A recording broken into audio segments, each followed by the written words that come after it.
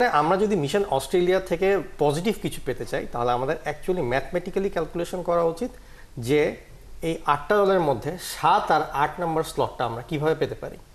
এখন প্রত্যেকটা গ্রুপেরই group champion এবং গ্রুপ রানার্স আপ সরাসরি তো কোয়ালিফাই করবে, কিন্তু থার্ড যেই টিমটা থাকবে প্রত্যেকটা গ্রুপেরই তাদের মধ্যে একটা র্যাঙ্কিং হবে, সেইখান থেকে বেস্ট যে দুইটা টিম থাকবে সেটা যেতে পারবে।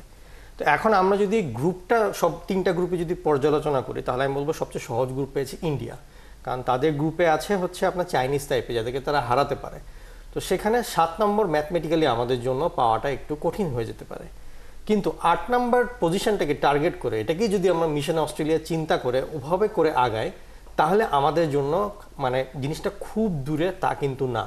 তার কারণ হচ্ছে এখানে আপনি যদি দেখেন ফিক্সচারের প্রথম 2টি খেলা পড়েছে আমাদের উত্তর কোরিয়া এবং হচ্ছে চায়নার সাথে, এবং দুটাই হচ্ছে সিডনিতে।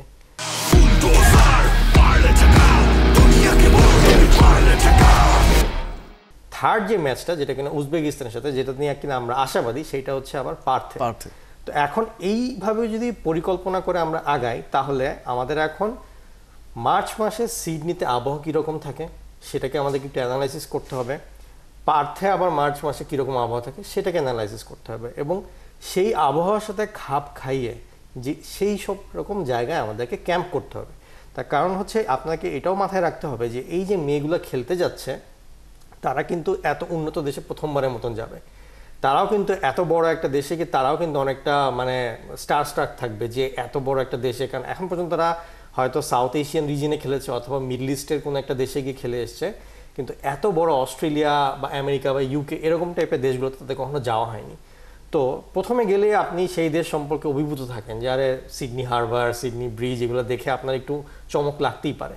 তো এই জন্য লম্বা ক্যাম্প করলে যেটা হবে যে প্রথম দিকে এই চমকটা আস্তে আস্তে ধীরে ধীরে কেটে যাবে, এরপর তাদের কাছে এই এত বড় একটা প্ল্যাটফর্ম তাদের কাছে খুবই নর্মাল লাগা শুরু করবে। তো এই জন্য একটা বড় টাইম নিয়ে সিডনিতে বা আপনার অস্ট্রেলিয়ার পার্থ বা সিডনি যেখানেই হোক না কেন এরকম সিমিলার জিওগ্রাফিক্যাল এরিয়ায় আমাদের আসলে একটা লম্বা সময় ক্যাম্প। জি, আপনি যেটা বলছেন সেটাও আসলে আমরা জানতে পেরেছি বাফুফের কাছ থেকে যে এরকম পরিকল্পনাও ফুটবল ফেডারেশনের রয়েছে যে একটু আগে গিয়ে, একটু বলতে বেশ আগে গিয়ে অস্ট্রেলিয়াতে ক্যাম্প করার পরিকল্পনা তাদের রয়েছে। ইভেন এফসির যে রুলসটা রয়েছে যে কতদিন আগে গেলে তাদেরকে পুরো খরচটা এফসি বহন করবে, এবং এর আগে গেলে নিশ্চয়ই সেটা বাফুফেকে বহন করতে হবে। তো সেই খরচটা দিতেও তৈরি রয়েছে বাফুফে, যে একটু আগে গিয়ে ক্যাম্প করা, প্রস্তুতি নেওয়া, সেই বিষয়গুলোতে তাদের পরিকল্পনা মোটামুটি চূড়ান্ত বলে আমরা জেনেছি। কিন্তু সমস্যাটা যেটা হচ্ছে যে আপনি যেটা বললেন যে প্রথম দুটো ম্যাচই চীন এবং উত্তর কোরিয়ার বিপক্ষে। সো এই যে ম্যাচগুলো, 3টে ম্যাচ যে বাংলাদেশ খেলবে সেই ম্যাচগুলোর ভেতরে কিন্তু গ্যাপ অনেক কম, খুব বেশি গ্যাপ নেই, স্বাভাবিক একটা টুর্নামেন্টে সেরকম থাকেও না।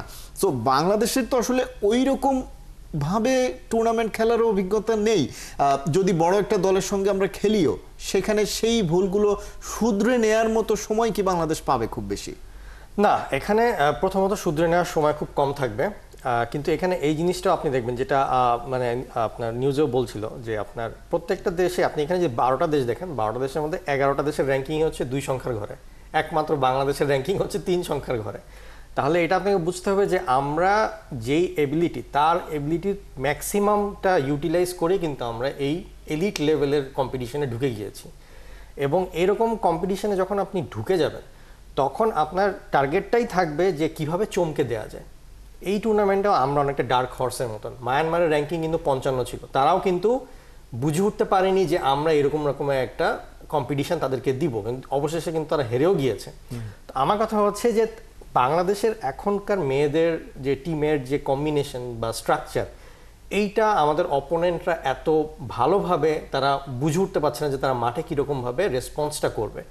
এখন আমাদের টিম অনেক ইয়াং, আমাদের টিম অনেক এনার্জেটিক, এবং যেই ফিলোসফিতে ফুটবলটা খেলছে সেটা যে কোনো দেশকে চমকে দেওয়ার মতন অবস্থা রাখে। কিন্তু আমাদেরকে যে জিনিসটা এটাও রিয়েলিটি মানতে হবে যে যেহেতু বড় 2টা টিমের সাথে খেলা হচ্ছে, তাদের সাথে এখানে কিভাবে আমরা গোল সংখ্যা কমায় আমরা ডিফেন্সিভলি খেলে আমরা যত এখানে যদি একটা পয়েন্ট নিয়ে আসা যায় তাহলে তো খুবই ভালো, আর যদি আমরা ম্যাচ হেরেও যাই তাহলে কত কম গোলে আমরা হারি, কারণ আমরা যদি 7 আর 8 পজিশনটা যদি টার্গেট করি আমাদের গোলের যে ডিফারেন্সটা ওইটা অনেক কমায় রাখতে হবে।